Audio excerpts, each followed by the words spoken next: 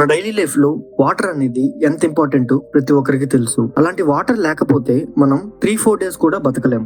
అలా వాటర్ దొరక్క చాలా మంది బెంగళూరులో ఇబ్బంది పడుతున్నారు. అసలు సిలికాన్ వ్యాలీ ఆఫ్ ఇండియాగా పేరు తెచ్చుకున్న బెంగళూరుకి ఎందుకు ఈ పరిస్థితి వచ్చింది? ఇండియాలో థర్డ్ రిచెస్ట్ సిటీ అయిన బెంగళూరుకి ఇలాంటి సిచ్యువేషన్ ఎందుకు వచ్చింది? 1000 feet తవ్వినా కూడా వాటర్ దొరకట్లేదు. గార్డెన్ సిటీ కాస్త కాంక్రీట్ జంగిల్ గా ఎలా మారింది? అసలు ఎందుకు బెంగళూరుకి ఈ పరిస్థితి వచ్చింది? ఇలాంటి ఎన్నో ఇంట్రెస్టింగ్ విషయాలను ఈ వీడియోలో మనం తెలుసుకుందాం. అంతకంటే ముందు మీరు ఈ వీడియోని లైక్ చేసి మీ ఫ్రెండ్స్ అండ్ ఫ్యామిలీకి షేర్ చేయండి. అలా లైక్ చేయడం వల్లే ఈ వీడియో అనేది ఇంకో 10 మందికి రికమెండ్ అవుతుంది. ఈ విధంగా ప్రతి ఒక్కరూ ఈ ఇన్ఫర్మేషన్ అనేది తెలుసుకుంటారు. అందరూ ఈ వీడియోని పూర్తిగా చూడండి, అప్పుడే మీకు ఇన్ఫర్మేషన్ అనేది పూర్తిగా తెలుస్తుంది. ఇంకెందుకు ఆలస్యం, let's get in to the video.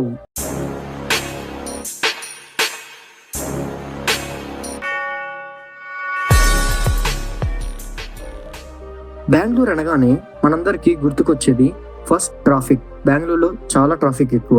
Next climate, అంటే వెదర్. చాలా కూల్ ప్లేస్, చాలా చల్లగా ఉంటుంది. అండ్ సమ్మర్ లో కూడా చాలా చల్లగా ఉండే ప్లేస్ అని మనందరికీ గుర్తుకొస్తుంది. అలాంటిది ఇప్పుడు చాలా చేంజ్ అయింది. 1970లో Bengaluru population 16 lakhs, but present population 1,40 lakhs. అంటే ఈ గత 50 years లో 9 times ఇంక్రీజ్ అయింది. అంటే కొన్ని రిపోర్ట్స్ ప్రకారం ఎవ్రీ ఇయర్ 10 lakhs పైగా పాపులేషన్ అనేది ఇంక్రీజ్ అవుతుంది. ఈ విధంగా చూస్తే రాబోయే 4-5 years లో ఈజీగా 2 crores కి రీచ్ అవుతుంది. ఎప్పుడైతే పాపులేషన్ ఇంక్రీజ్ అవుతుందో మనం ఫెసిలిటీస్ కూడా అందరికీ కన్వీనియంట్ గా ఉండేటట్టు మనం చూసుకోవాలి.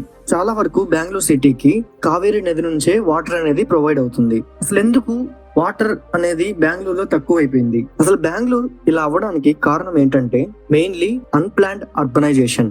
అంటే డెవలప్మెంట్ అనేది ఒక ప్లాన్ ప్రకారంగా చేయకపోవడం. అంటే ఏంటంటే డెవలప్మెంట్ అనేది ఏ సిటీకైనా కావాలి, కానీ అది కానీ ఒక ప్లాన్ ప్రకారంగా జరగాలి. అలా జరగకపోవడం వల్లే ఈ పరిస్థితి వచ్చినట్లు కొన్ని రిపోర్ట్స్ అనేవి చెప్తున్నాయి. అప్పట్లో 80% గ్రీనరీ ఉండేది, కానీ ఇప్పుడు 70-80% గ్రీనరీ అనేది పోయింది. నేచర్ కి మనం ఎప్పుడైతే విరుద్ధంగా వెళ్తామో అప్పుడే మనకి ఇలాంటి సిచ్యువేషన్స్ అనేవి వస్తూ ఉంటాయి.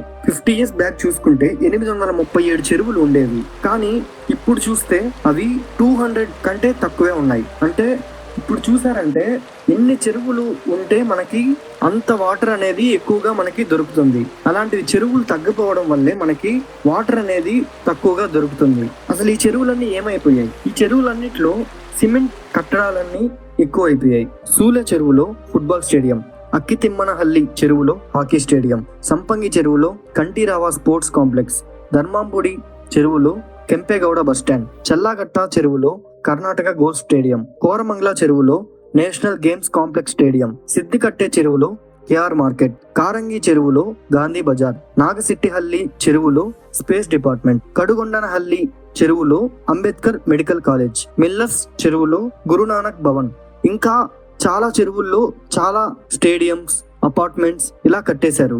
ఇందువల్ల చెరువులు అనేవి చాలా తగ్గిపోయాయి. అందుకనే వాటర్ అనేది ప్రతి ఒక్క ఏరియాకి పాస్ అవడానికి చాలా కష్టం అవుతుంది. అందుకే చాలా మంది స్కూల్స్ ఇప్పుడు వర్చువల్ గా క్లాసెస్ తీసుకుంటున్నాయి. అండ్ చాలా మంది కోచింగ్ సెంటర్స్ కూడా వర్చువల్ గానే క్లాసెస్ తీసుకుంటున్నారు బికాస్ ఆఫ్ వాటర్ స్కేర్సిటీ. ఇప్పుడు ప్రెసెంట్ 3500 వాటర్ ట్యాంకర్లు ఉంటే దాంట్లో కేవలం 219 ట్యాంకర్లు మాత్రమే రిజిస్టర్ అయ్యాయి. అందుకే నేచర్ కి విరుద్ధంగా మనం ఎప్పుడు వెళ్ళకూడదు. That's all for today's video. ఈ వీడియో మీకు ఎలా అనిపించిందో కామెంట్లో మెన్షన్ చేయండి. ఈ వీడియోని లైక్ చేసి సబ్స్క్రైబ్ చేయండి. Thank you for watching.